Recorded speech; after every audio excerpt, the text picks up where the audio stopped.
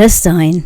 Epheserbrief 4, Vers 6. Es ist ein Gott und Vater aller, der da ist, über allen und durch alle und in allen.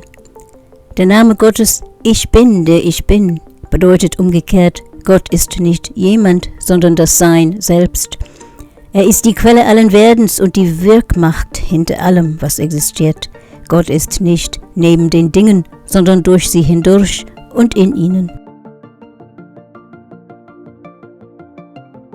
Paulus beschreibt Gott als ein Gott und Vater aller, der da ist über allen und durch alle und in allen. Epheserbrief 4, Vers 6. Jede Form des Lebens und alle Erscheinungen sind sichtbare Manifestationen des göttlichen Schöpfergeistes.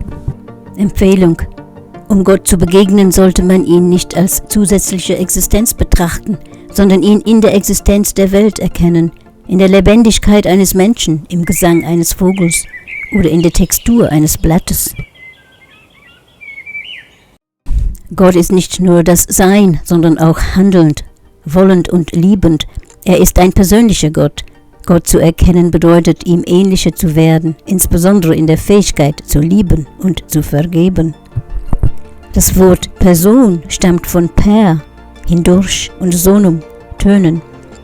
Es bedeutet hindurch klingeln und beschreibt die Beziehung zwischen Gott und Menschen.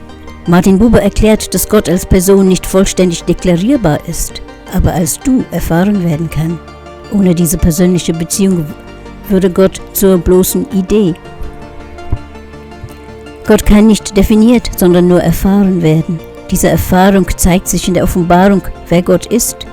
Um unsere Abgründigkeit willen, der Heilige. Um unsere Heimatlosigkeit willen, der Liebende.